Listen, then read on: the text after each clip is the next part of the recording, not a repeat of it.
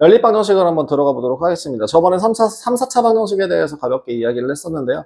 3, 4차 방정식 같은 경우에는 일단 기본적으로 뭐가 중요하다? 고차 방정식 같은 경우에는 고차 방정식만의 고유한 풀이 방법은 절대 존재하지 않는다. 그렇기 때문에 반드시 문제가 나오면은 뭘로 바꿔서 1차식이나 2차식의 그 곱 형태로 바꿔서 풀이를 진행하는 게 가장 중요하다. 그래서 1차 방정식의 해법 그리고 2차 방정식의 해법 중에서도 근해 공식 이것들을 계속 많이 근해 공식 그리고 판별식 등을 이용해서 성질들이 가장 많이 나온다고 얘기를 했었죠. 그래서 그 풀이 방법만 기억하시면 크게 문제될 건 없어요. 너무 낯설 뿐이죠. 근데 그 낯선 거를 익숙하게 1차식과 2차식으로 다시 돌려놓는 그것만 연습을 충분히 하신다면 네. 그리고 명심할 거 딱 하나 3차 방정식은 무조건 인수분해가 됩니다. 무조건 돼요. 물론 안 되는 문제도 나오거든요. 그런 근과계수 문제들 같은 경우는 인수분해가 안 되는 경우가 많아요. 근데 뭐 근해 조건을 물어볼 때라던가 뭐 이런저런 등등 갑자기 이제 그 식을 놓고 3차식을 놓고 어쩌고저쩌고 라는 게 나오면 무조건 인수분해가 되는 문제들만 만들어요. 그래서 그걸 기억을 해주시면 좋을 것 같고요. 이제 연립방정식을 한번 확인할게요.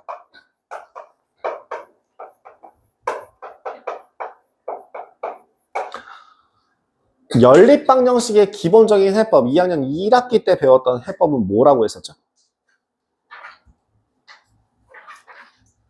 문자가 두 개라고 했었잖아요. 문자가 두 개의 식이 두 개였는데 이 식을 쓸까 해서 어떤 식을 만들어주는 게 포인트다?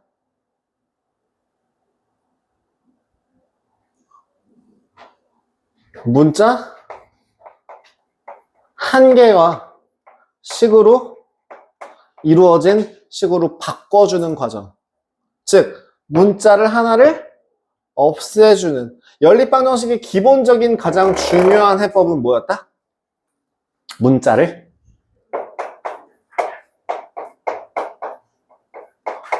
소거하는 과정이었다. 그래서 문자를 소거하는 방법은 크게 두 가지 플러스 쩌리. 그래서 총 세 가지가 있다. 아니 두 가지가 있다라고 얘기를 했었어요. 첫 번째가 2학년 1학기 때 제일 많이 쓰는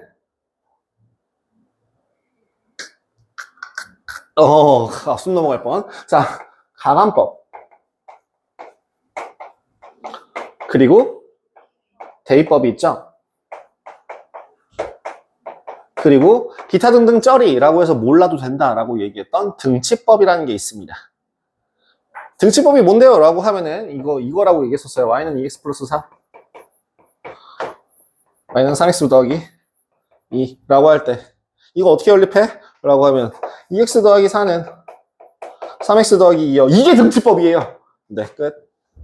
근데 이거 뭐 가감법, 대입법이랑 뭐 다를 게 있나 싶기도 하고. 그렇습니다. 그 다음에요. 여기서 한 가지 더 기억을 해야 될 것 중에 하나가 연립방정식 같은 경우에는 여러분들 내가 얘기했었죠.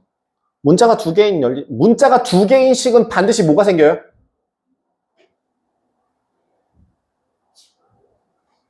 그래프가 생기지 않아요?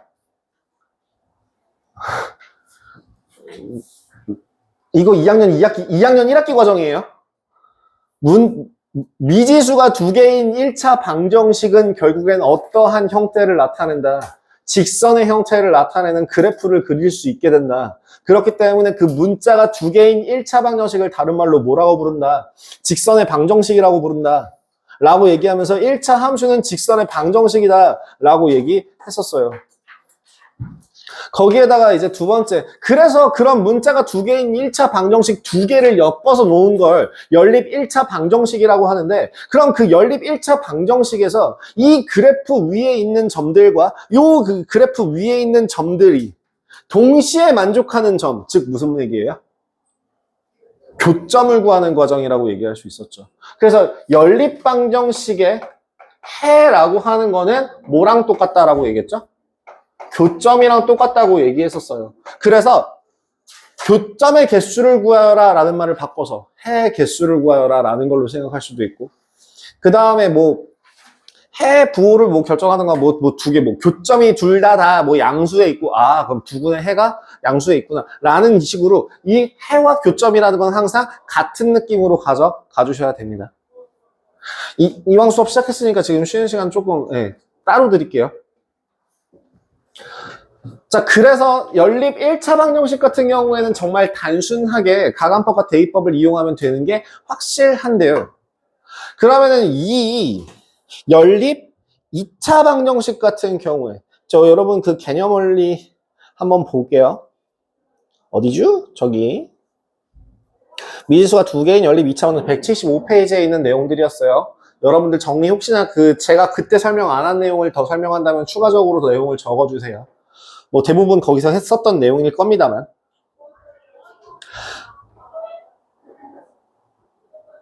그죠? 그래서 미지수가 두 개인 연립 2차 방정식 같은 경우에 특히나 지금 여러분들 1차 방정식 같은 경우는 단순하게 그냥 구하기만 하면 되는데 2차식과 2차식 혹은 2차식과 1차식이 연립되어 있는 그러한 연립 방정식 같은 경우에는 풀이 방법이 조금 달라진다. 그 중학교 과정에서는 가간법을 많이 써요? 대입법을 많이 써요? 가간법을 압도적으로 많이 쓰고 대입법을 굉장히 적게 쓰잖아요. 근데 그게 아니라 여러분들이 실질적으로 연립 방정식이라는 걸 2차식까지 확장을 했을 땐 가간법을 많이 쓸까요? 대입법을 많이 쓸까요? 거의 대부분이 99% 정도가 대입법을 쓰고요. 꼴랑 1% 정도만 가간법을 사용합니다.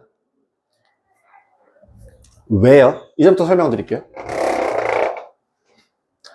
정말 단순하게 1차식과 2차식으로 되어 있는 경우에 이 두 개를 연립한 경우에는 뭘 하시면 돼요? 그냥 대입하시면 돼요. 대입해서 나오는 값을 정리하시면 되거든요. 그렇게 해서 순서쌍을 찾아주시면 돼요. 원칙적으로 따지면 순서쌍으로 쓰는 게 틀린 표현입니다만 우리는 뭐 하기로 했으니까? 교점이랑 해랑 또이또이 하기로 했으니까 그냥 순서쌍으로 퉁 치고요. 여러분들이 고등학교 1학년 들어가서 서술형 같은 거 쓰실 때 순서쌍 쓰시면 감점입니다. 연립방정식의 해를 구하여라 라고 했는데 순서쌍으로 뭐 3,4 이랬으면 감점이에요.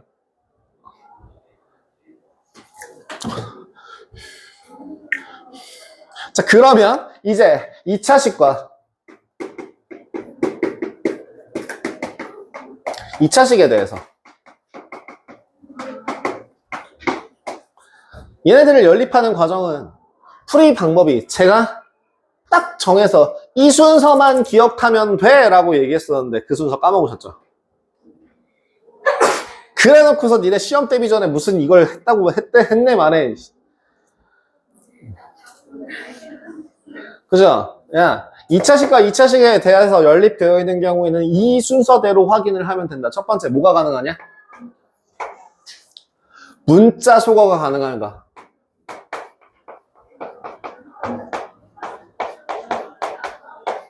한마디로 대입법, 가간법을 쓸 수 있느냐라고 물어본 거예요. 가간법을 썼을 때 X나 Y 둘 중에 하나의 문자가 통째로 사라지는 경우가 있다라고 한다면 그러면 그대로 풀어주시면 됩니다. 그럼 그 문자 소거 가능하면 이제 대입법을 쓰시면 돼요.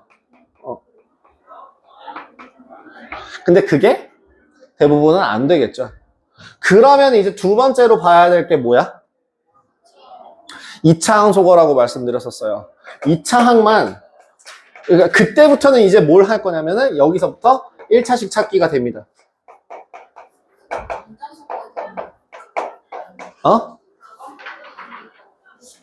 가간법. 제가, 가끔, 너네들한테만 니네 손에 자아를 죽여라라고 얘기를 하는 게 아니라, 내 손에도 자아가 있어가지고요. 가끔 이렇게 반항할 때가 있어요. 예. 경험담이에요, 경험담. 그러니까 너네들한테 자아 빨리 죽이라고 얘기를 하는 거야. 자, 1차식 찾기 왜 하는 거라고요? 뭐 하려고요? 대입하려고요. 이거부터 대입법이죠. 그럼 그 1차식 찾는 방법이 뭐가 있었다?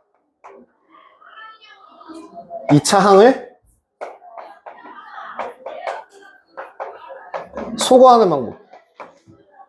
2차 항을 통째로 날려버릴 수가 있으면. 근데 거기서 중요한 건 2차 항이라고 하는 건 2차 항이라고 하는 건 예를 들어 x제곱, y제곱 뿐만 아니라 뭐까지 포함해야 되냐면 x, y도 2차 항입니다. 이 모든 게 다 2차 항이고 얘네들이 하나도 남김없이 다 1차식으로만 나올 수 있는가를 물어보는 거예요. 그렇기 때문에 이런 가능성이 더 낮아요. 그냥 쓱 보고 가능한지 불가능한지가 바로 체크가 됩니다. 그럼 두 번째는 뭐 하라고요? 인수분해하라고 했어요. 그러니까 예를 들어 2차식 은 0 형태에 있는 그 식을 인수분해를 합니다. 인수분해를 하게 되면 뭐가 생기니까요? 1차식이 생기니까요. 그 1차식을 다른 하나의 문자, 그러니까 식에다가 대입하시면 되죠. 그 대입하실 때 조심해야 될 건 조금 이따가 얘기하고요.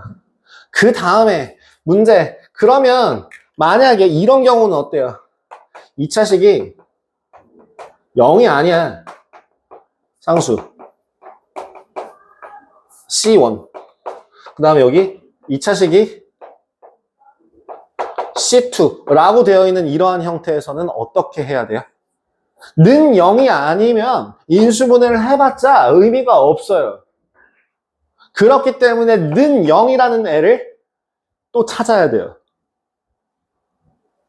뭘 이용해서? 상수항을 소거해서.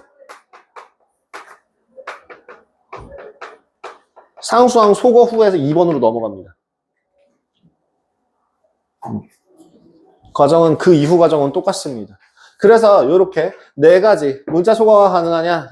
그게 아니라면 2차항을 소거해서 대입한다. 그 다음에 그게 아니라면 인수분해를 해서 대입한다. 그것도 아니라면 상수항을 소거해서 인수분해를 하고 대입한다.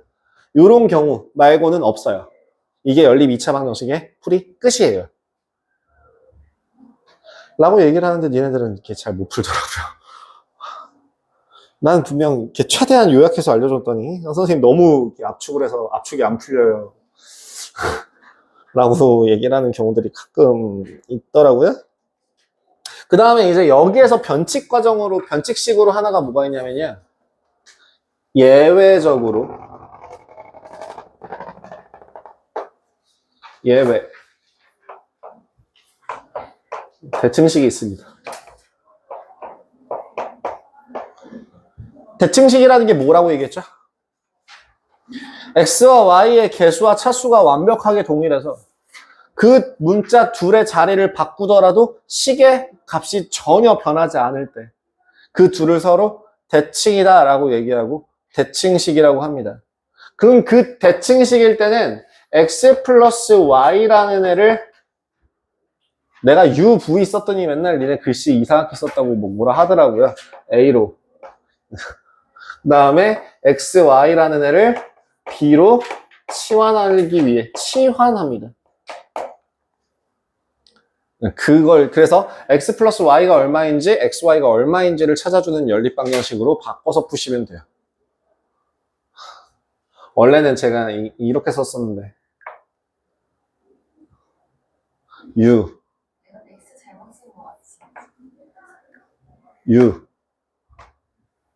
v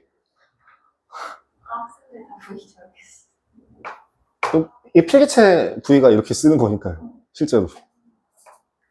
그래서 그 다음에 x는 누가 봐도 근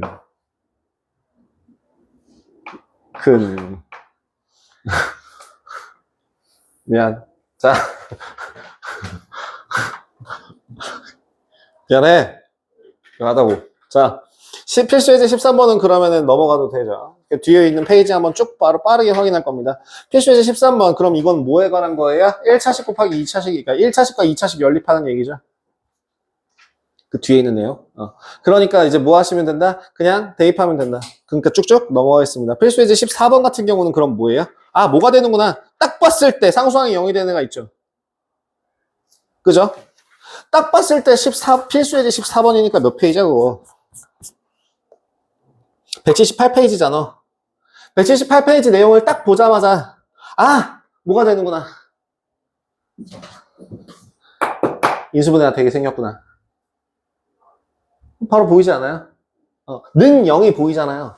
는 0이 보이면 인수분해 되는 거 아니야? 라는 식으로 먼저 생각을 하실 수 있어야죠. 그죠? 다음 15번. 그럼 15번 문제는 뭐예요? 대칭식 문제네요. 그죠? 그러면은 지금 그 15번에 2번만 다시 한번 풀어볼게요. x제곱 더하기 y제곱이 얼마? 24인가? 34야? 그 다음 안 보여. xy가 15? 이거를 어떻게 바꾸라고요? x 플러스 y의 형태로 변형해야 된다는 얘기죠. 그러니까 그대로 바로 치환으로 넘어갈게요. a제곱 마이너스 2b가 34고요. 그 중에서 b라는 값이 15라는 얘기예요. 그러니까 a제곱 따라서 a제곱은 얼마고? 64가 되고 a라는 값은 얼마 8이 되겠죠.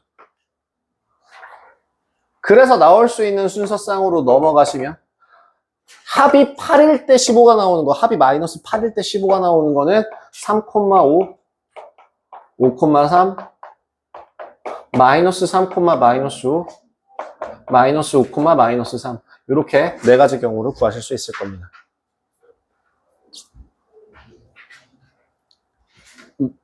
아니 여기 뭔 말인지 이해됐어?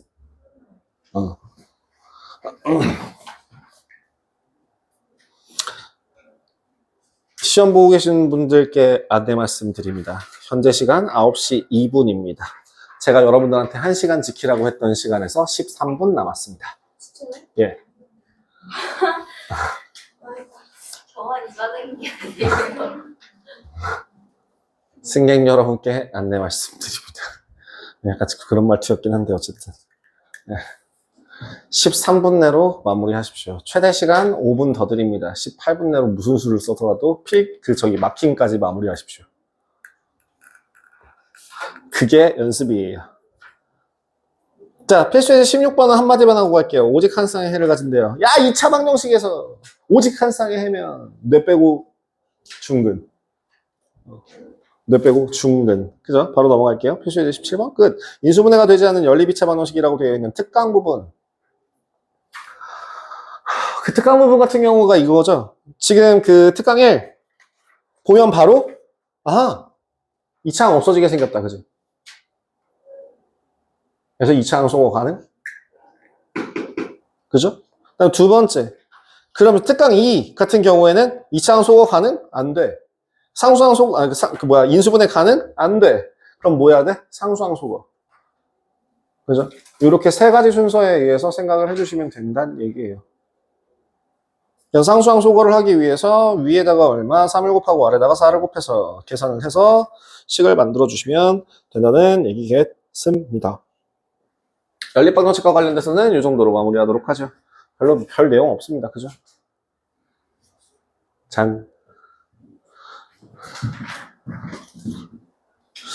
내 딴에는 이 부분을 되게 쉽게 설명을 한다고 하는데 아닌가? 내가 진짜 정말 연구를 많이 한 건데 아닌가?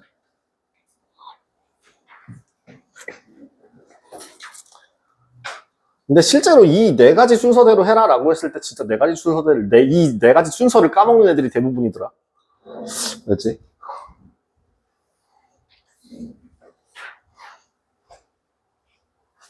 왜지? 찔려? 나 너 마무리도 안 했어요.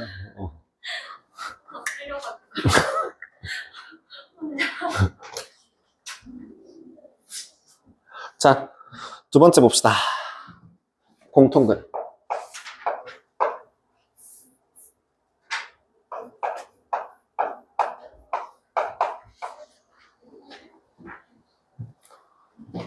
공통근 문제입니다.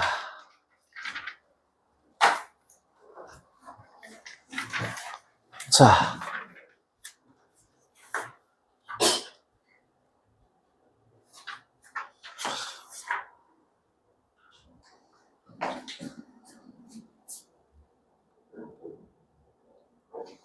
축하다 한 거.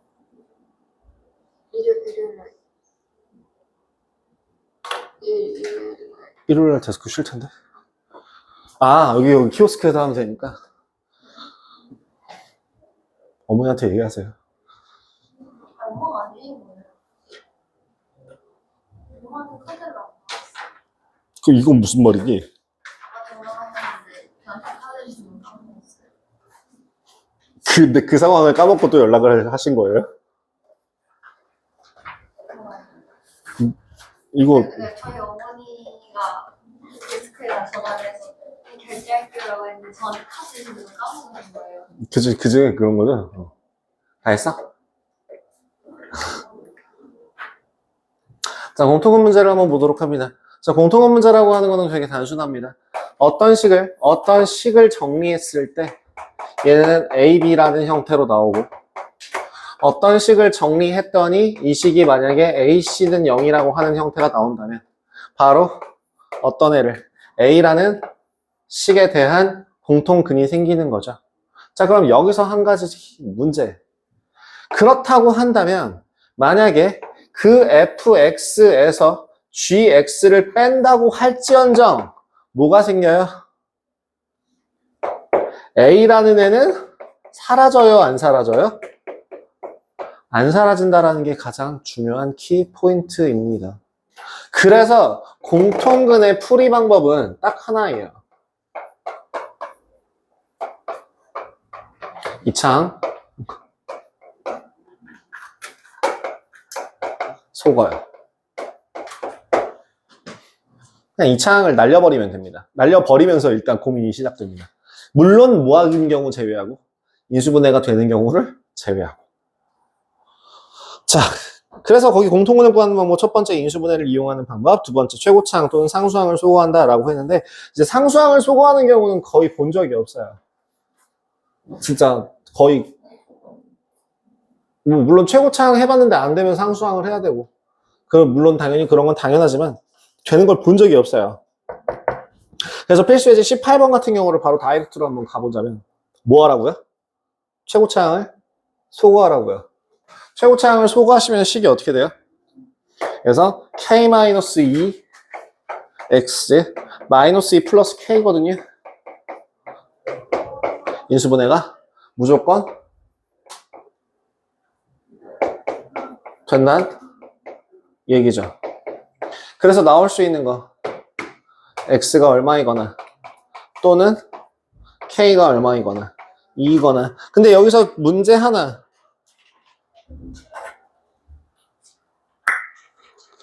오직 하나의 공통근 이런 말이랑 그냥 공통근이라는 문제는 다른 문제예요.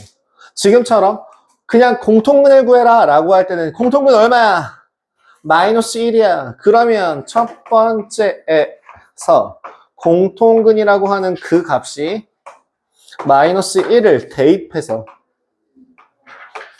식을 계산하시면 됩니다. 그래서 계산해 주시면 얼마?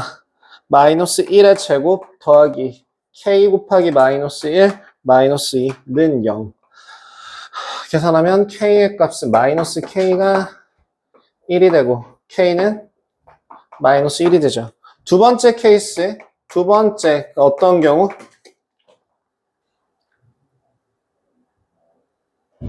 그냥 여기 k가 2인 경우. 그죠? 근데 k가 2일 때는 문제가 어떻게 바뀌냐면요. 식이 똑같아져요. 식이 똑같아진다는 게 문제입니다. 그래서 그걸 확인해야 되는데 그 멘트가 빠져 있으니까 이 둘 다 답으로 가질 수 있게 되겠죠.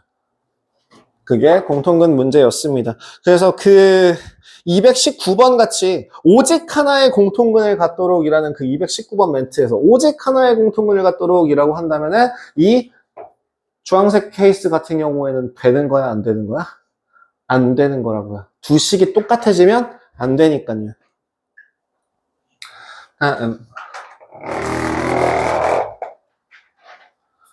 부정방정식.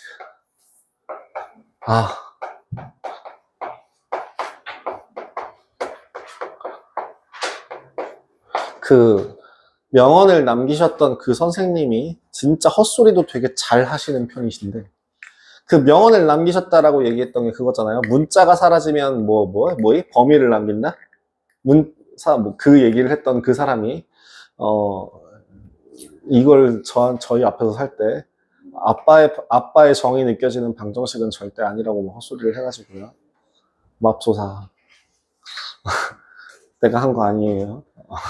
다산관 가서 따지세요. 다산관 가서, 예, 팀장 누구야? 팀장 나와! 쥐어 박으면 돼요. 부정방정식이라는 건 뭐예요? 정해지지 않은 방정식. 즉, 뭐가 정해지지 않았습니까? 제가 항상 얘기했던 게 있죠. 식이라는 거를 오직 하나의 해라든가 이런 거를 구하기 위해서는 반드시 문자보다 식의 개수가 많아야 된다. 같거나 많아야 된다. 그죠? 미지수의 개수가 2개라고 하면 식은 최소 2개 이상. 문자의 개수가 만약에 미지수의 개수가 4개라고 한다면 식은 최소 4개 이상. 이런 식으로 식의 개수가 여러 개가 있어야지만 강화법 또는 대입법을 이용하면서 줄여나가고 등등등등이 가능해진다는 얘기예요. 네. 자, 그러면. 그래서 정해지지 않은 그런 거에서 결국엔 부정방정식이라는 건 뭐냐면 식의 개수가 모자라요. 그럼 그 식의 개수 대신에 뭐가 붙어 있는 거예요? 보통 식이 2개, 문자 2개인데 그게 아니라 식 하나 대신에 조건을 연결해서 식과 조건을 연계해서 해를 특정시킬 수 있는 또 다른 방법을 이제 부정방정식이라고 합니다. 그럼 그 부정방정식을 푸는 방법, 심화 과정까지 같이 설명, 여기는 기본 개념 설명이라 안 나오는 경우들이 많은데 심화 개념 과정까지 같이 설명을 드려서 다시 한번 요약을 해드리자면 크게 어떤 경우와 정수 조건일 때와 어떤 경우로 가진다? 실수해를 가질 때로 나누어진다. 그러면 정수해를 가질 때라고 하면은 어떤 식으로 계산한다고 했죠? 첫 번째 뭘 먼저 하고, 그러니까 그 유형으로 따지면은 크게 2가지로 볼 수 있어요. 뭐냐면은 괄호는 상수.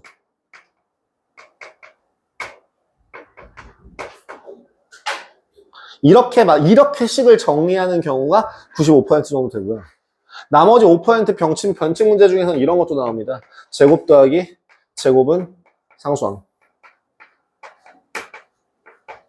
이렇게 정리를 해야 되는 경우도 있어요. 정수 조건일 때. 그럼 완전 제곱식으로서 정수가 나올 수 있는 애들, 이 상수가 될 수 있는 뭐 그런 것들. 예를 들면 뭐 x제곱 더하기 y제곱이 9. 9가 아니구나.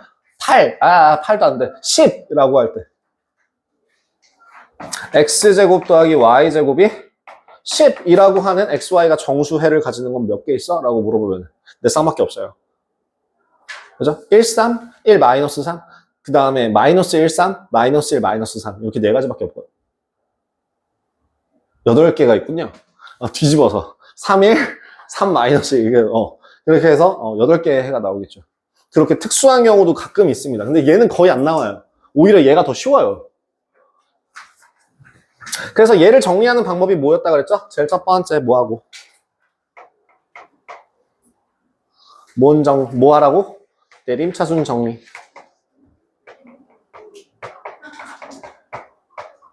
그 다음 두 번째 뭐 하라고요? 공통 인수 만들기. 이 2가지가 가장 핵심적인 키포인트라고 얘기했었어요.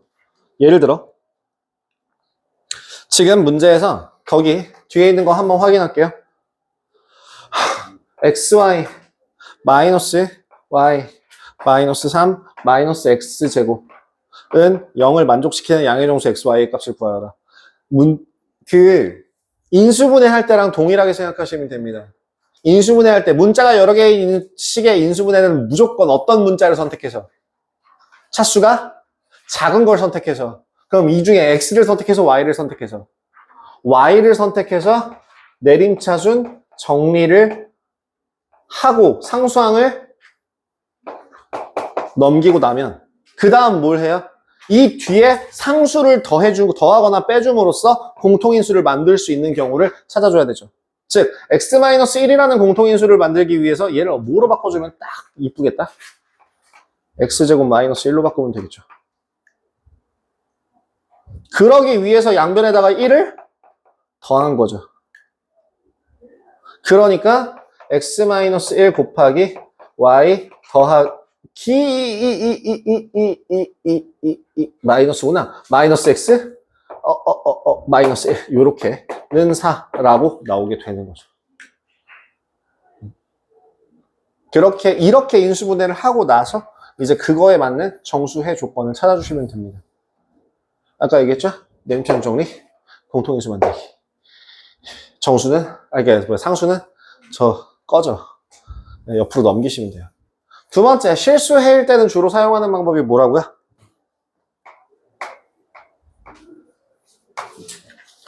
실수해일 때는요, 할 수만 있으면 뭐로 바꾸시는 게 제일 좋냐면, 완전 제곱식 더하기 완전 제곱식은 0이라는 형태로 만들어 준 다음에 얘가 실수라는 조건 하에서 제곱 더하기 제곱이 0이기 위해서는 반드시 얘도 0, 얘도 0이어야 된다라는 걸 따라갑니다. 여러분들은 이런 걸 못 볼 거다라고 제가 예언을 했었죠. 물론 여러분들이 내신 대비 기간이 되면 이제 내년 1학기 기말고사 기간이 될 쯤에 이걸 볼 수 있는 눈을 가져야지만 시간 내로 킵이 가능할 거예요. 그러니까 그때까지 뒤지게 풀기 때문에 가능하겠죠, 충분히. 하지만 그게 아니라면 제가 뭘 쓰라 그랬죠? 똑같이 뭘 해서 뭘 쓴다고? 판별식을 쓸 거예요. D가 0보다 크거나 같다 쓸 거거든요. 그러기 위해서 무조건 뭘 하라고요? 첫 번째, 내림차순 정리해야죠.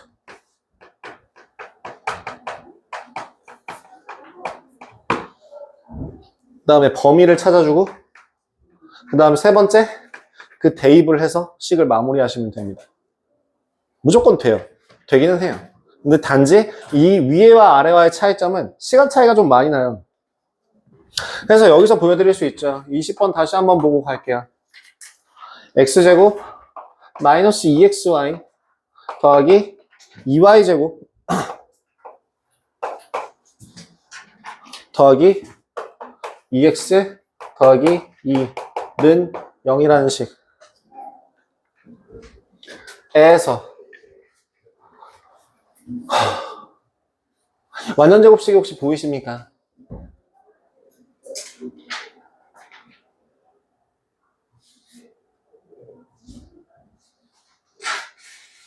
보이십니까?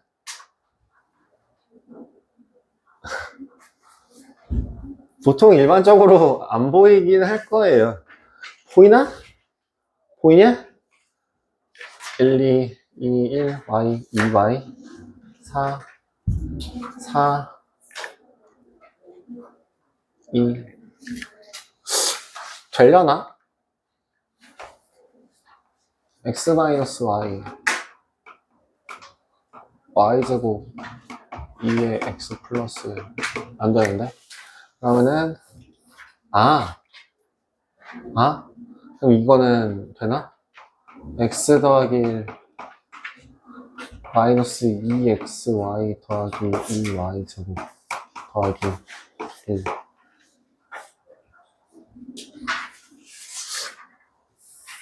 여기 뭐라고 돼 있냐? 저렇게 나와 있네요. 아우 더러워요. 자, 식이 이렇게 나와 있어요. 자, x제곱 마이너스 2배의 y 마이너스 1 x 더하기 2배의 y제곱 플러스 1은 0이라고요.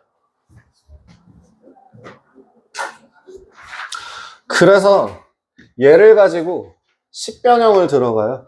식변형을 들어간대요. 거기서 보시면 y 빼기 1의 제곱 더하기 y 플러스 1의 제곱으로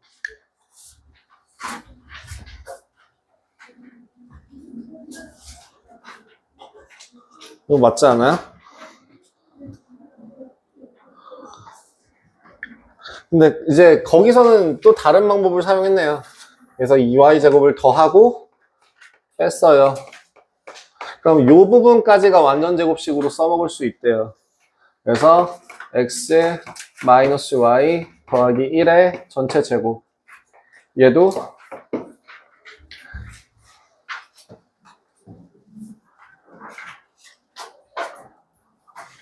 전개해서 계산해 주시면 y제곱 플러스 2y 더하기 1이니까 y 더하기 1의 제곱은 0이라는 식이 만들어진답니다. 어휴, 더럽네요. 여기다가 결국에는 그러면은 2y를 더하고 2y를 빼서 요 식에 대하여 완전제곱식 만들고 y제곱 2y 2y 2x 2 그래서 얘 해서 완전제곱식 만들고 요 해서 완전제곱식 만들고 그런 방법이었네요. 모르겠죠? 그러니까 뭐라고요? 네. 판별식 쓰시라고요. 안 되니까. 여러분들은 족밥, 나도 족밥. 방금 전에 못 푼 거 보니까, 나도 족밥. 움직이세요. 괜찮아요. 그래서, 뭐 하라고요? 자, 내림차순 정리합니다. x제곱, y-1, x, 2y제곱, 2는 0에 대한 판별식 씁니다. 판별식 쓰시면 y-1의 제곱 빼기 2y제곱 마이너스 2가 0보다 크거나 같다가 될 거고요. 식을 실제로 정리해주면 y 더하기 1의 제곱이 0보다 작거나 같다로 바뀌어서 y라는 값은 마이너스 1이라는 고유한 값을 가져요. 이제 대입하시면 돼요.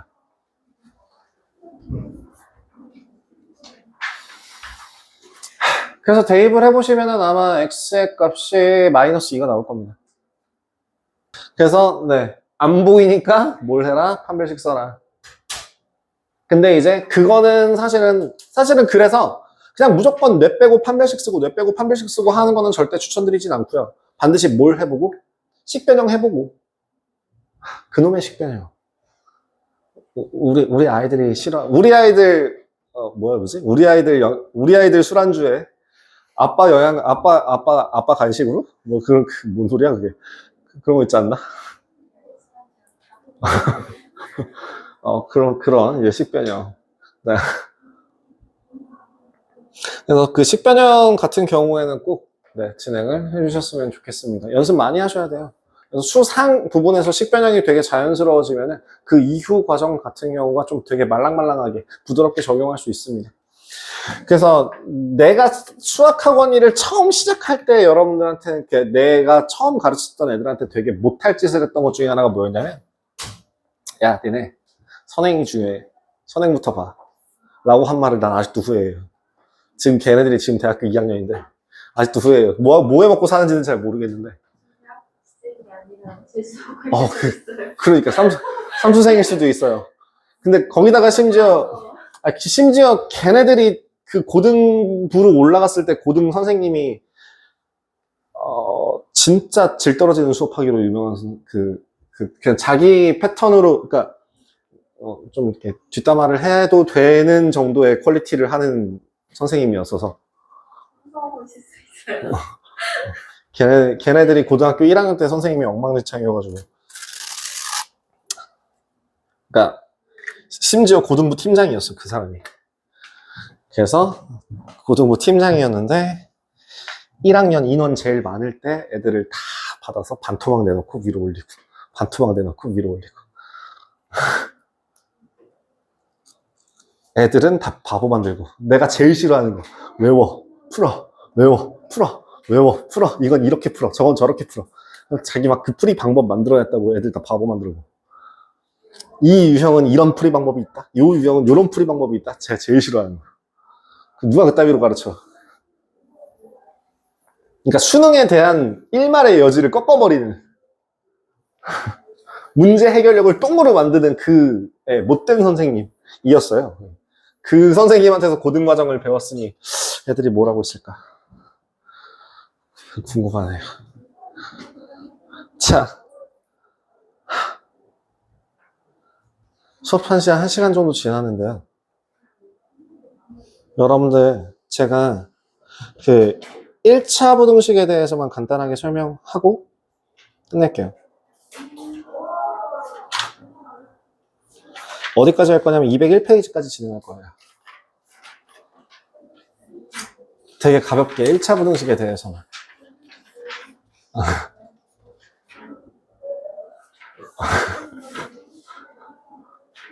내가 생각하는 가볍다랑 얘네가 생각하는 가볍다가 좀 다른가? 니네 다음 주 월요일 날 안 와. 잘 생각해. 안 많아. 니네 다음 주 수요일 날 와. 수요일까지 숙제를 주는 거야. 안 많아. 안 많아. 이렇게 한숨 쉬지 마. 기막혀 하지 마. 나 지금 그거 다 계산해서 나가는 거고. 다 하는 거야. 다 해. 원래 지금 절대값 나가려다가 지금 얘기 안 하고 있잖아. 기가 막히네요. 왜? 내 센스에 이 말을 타치해? 뭐, 다시 얘기해봐. 뭐, 다시 얘기해봐. 아무 얘기 하지 않았죠? 그죠? 아닐 거야. 아닐 거야. 그지? 자, 얼른 봅시다. 부등식이라고 하는 거에서는 내가 항상, 야, 여러분들 부등식 제일 처음에 언제 배웠다? 초? 4. 왜냐면은 제가 기억나는 건 전 초등학교 5학년 애들까지 가르쳐 봤거든요. 근데 초등학교 5학년 애들은 이미 수직선과 부등식을 알고 있던데? 혹시 몰라요. 근데 그때 나온 수 있잖아요. 그런가? 어쨌든 내가 5학년 1학기 때인가 5학년 2학기 때 나와요. 실제로. 크다, 작다, 크거나 같다, 작거나 같다, 이상, 이하, 미만, 초과. 이런 거. 그 다음에 수직선 같은 경우는 어떤 식으로 배우냐면 0부터 배우는 거는 아니지만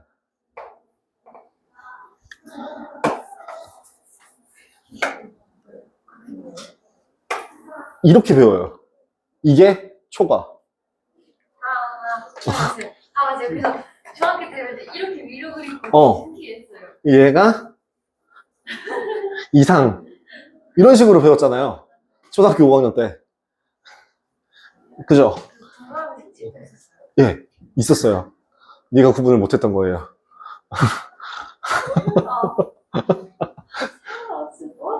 자, 일단 그래서 그 부등식 같은 경우에는 항상 기억할 때 뭘 기억을 하셔야 되냐면 부등식의 성질 더하거나 빼는 건 상관없지만 곱하거나 나눌 때는 반드시 누구를 조심해야 된다? 음수를 조심해야 된다. 음수를 곱하거나 나눌 때는 반드시 부등호 방향이 바뀐다. 여기서 제일 조심해야 되는 거 부등호 방향이 바뀐다라는 거랑 부등호가 반대로 바뀐다는 건 같은 말이야 다른 말이야? 절대 다른 말이야. 왜? 크다의 반대말은 뭐야? 크지 않다죠. 크지 않다가 같은 말이 작거나 같다죠. 네가 정답을 말한 거예요. 왜? 자, 그래서 야, 얼굴이 빨개질 것 같아요. 자, 부등식의 기본 성질. 자, 일단은 자, 그래서 1차 부등식 같은 경우에는 뭐 여러 가지들 얘기 있고요. 근데 여기서 중요한 거 부등식을 풀 때는 웬만하면 뭘 생각해라. 머릿속에 떠오르든 그림을 그리든 제발 뭐와 같이 세트로 생각을 해야 한다? 수직선과 같이 항상 세트로 같이 함께 한다. 제발 범위로만 보지 말고 그려서 풀어라. 그래서 그런 것들 뭐 간단하게 확인하시면 될 것 같습니다. 자, 기억. 맞말 틀린 말? 필수 예제 1번이요.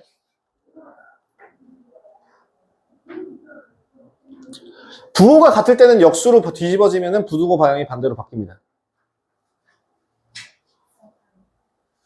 부호가 같을 때는 역수면 부등호 방향이 반대로 바뀌어요. 자, 단순하게 생각해봐요. 2하고 3하고 누가 커요? 3이 크죠? 2분의 1하고 3분의 1하고 누가 더 커요? 2분의 1더 커요. 부등호가 바뀌었네요. 그죠? 단순해요. 자, 그 다음에 니은, 맞는 말, 틀린 말. 근데 단순하게 생각하면요, 이 니은을 굳이 그걸 하지 마시고, A가 B보다 크다라고 하는 애를 마이너스 2A가 마이너스 2B보다 작다로 바꾸시고, 여기다 C를 더했다라고 생각을 하시는 게 낫죠. 그죠? 잠깐만, 이걸 얘네들이랑 수업을 했던가? 분명 부등식을 끝내고 시험을 단원 테스트까지 봤는데 왜 이걸 했던 기억이 없지? 여기 그냥 쭉쭉 넘어갔었나? 자, 1차 부등식을 안 했나? 아니, 너는 안 했어요. 너는 이때부터 시험 대비였어요. 그럼요. 내가 말하는 건 얘네들하고 얘기를 하는 거예요. 얘네들이 분명 나랑 이걸 했을 텐데 왜 난 이걸 한 기억이 없지? 1차 부등식 부분을 넘어갔나 봐요. 네. 네, 1차 부등식을 넘어간 것 같은데요. 그럼 넘어가지 뭐. 자, 자 그럼 191페이지 넘어가지 뭐. 깔 거 뭐 별거야 그거. 뭐 별것도 아닌 거고. 그런 맛인 줄 알았는데. 아이 이미 2학년 1학기 때 다 했잖아. 설마 2학년 1학기 때 뭐 놀았어? 아예 안 놀았잖아. 다 공부했을 거 아니야. 설마 부등식 모르는 사람 있나? 조용하세요. 사시예요. 웃지 마세요. 너 보는 거 아니에요? 나 지금 여기 보고 있어요. 나 카메라 정면으로 보고 있어요 지금. 웃지 마시라고요. 무슨 소리. 진짜 어이가 없어. 자, 어이없네요. 연립 1차 부등식. 연립 부등식 같은 경우 연립 방정식과 연립 부등식의 가장 큰 차이점은 뭐예요? 연립 방정식은 뭘 한다라고 얘기했죠? 아까? 속어법을 이용한다 그랬죠? 그죠? 문자를 속어하는 과정이 제일 중요하다고 얘기했잖아요. 근데 부등식에서, 연립 부등식에서의 중요한 포인트는 어차피 문자 하나밖에 없습니다. 그죠? 그럼 연립 부등식의 의미는 뭐예요? 위에서 범위를 구하고 아래에서 범위를 따로따로 구해서 그 둘을 동시에 만족하는 애를 구하는 거죠. 그러니까 연립 방정식과 연립 부등식의 해법 차이로 따지면 난 개인적으로 부등식이 훨씬 더 쉽다고 생각해요. 아닌 경우, 그때 아니라고 생각하는 애들이 은근 꽤 있더라고요.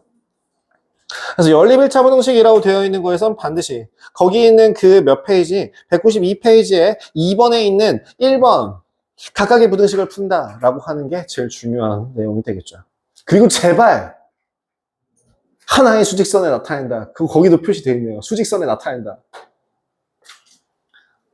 그래서 공통 범위를 구하시면 된다. 그 연립 부등식이 3개건 4개건 5개건 상관없이 공통 범위를 구하시면 된다. 그 공통 범위를 구하기, 조금 수직선을 그려놨을 때 공통 범위를 구하는 그 과정, 조금 더 쉽게 구하는 방법을 알려드리도록 할 예정이고요. 그 다음 연립 부등식의 풀이에서 제일 중요한 거, 절대 하지 말아야 될 거, A는 B는 C 순서대로 돼 있을 때 얘는 무조건 뭐밖에 없다?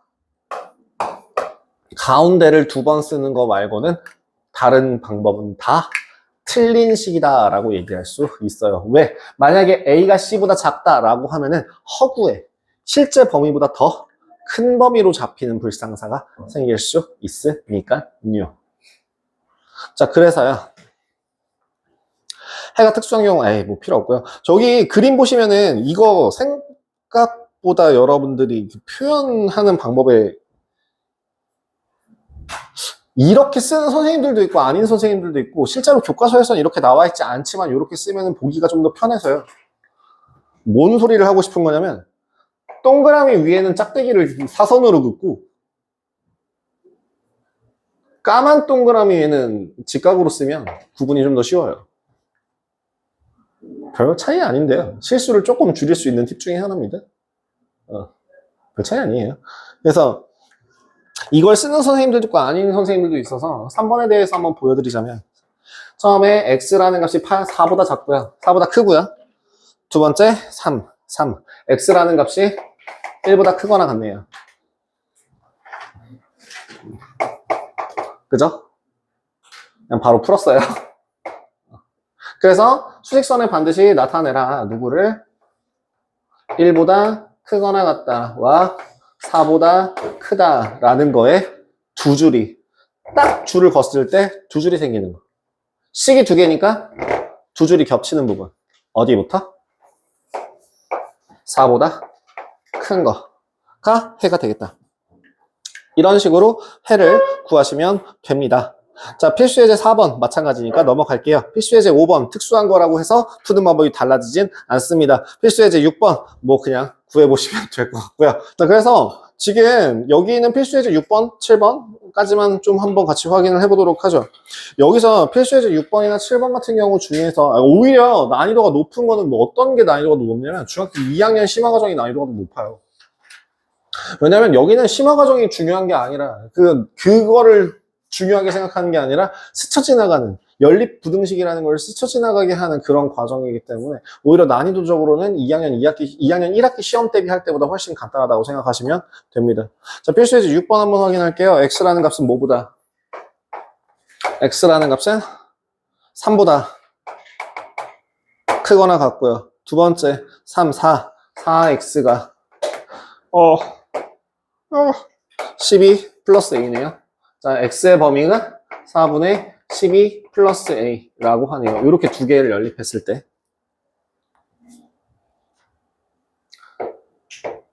3부터 4분의 12 플러스 a라는 식이 뭐 문제에서 확인해 보면 b부터 4분의 15라고 하네요. a 얼마? b 얼마? so easy. 자, 넘어갈게요. 자, 해업. 자, 연립부등식 해업, 해를 갖지 않는 경우. 네. 자꾸 정색하고 날 쳐다보지 말아줄래? 개뻘 좀 하거든. 그냥 문제 보고 있어. 7번. 연립부등식이 해업. 그죠? 해 없는 경우. 자, 연립부등식 금식 한번 구해봅시다. 어떻게 하라고요? 이런 것들 같은 경우에는 수직성이 조금 더 편리하긴 합니다. 2x라는 값이 4x의 범위는 2보다 작거나 크거나 같고요. 그럼 두 번째, x라는 거의 범위가 2a-4보다 작대요. 해가 없으려면 2보다 크거나 같은 애랑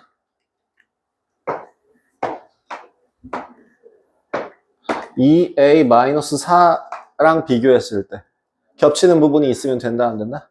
안 된다. 그러니까 2a-4는 2보다 어때야 된다? 작아야 된다. 같으면 돼요, 안 돼요? 돼요. 왜? 공통범위가 안 생기잖아요. 위에 있는 거는 경계값을 포함합니까? 포함하지 않습니까? 포함하죠. 아래에 있는 애는 경계값을 포함합니까? 포함하지 않습니까? 포함하지 않습니다. 그러니까 만일 2a-4가 2가 된다 하더라도 그거는 겹치는 범위가 된다, 안 된다? 안 된다. 그래서 2a-4가 2보다 작거나 같다까지 되는 겁니다. 항상 이거 경계값은, 경계선은 항상 체크를 하셔야 돼요. 이럴 땐 저럴 때는이 아니라 그때 다르니까 경계값은 항상 체크해 주셨으면 좋겠습니다. 그래서 A의 범위는 뭐 3보다 작거나 같다라는 걸 구하실 수 있게 되면서 활용하네요. 네, 활용은 내가 안 해요. 니들이 하십시오.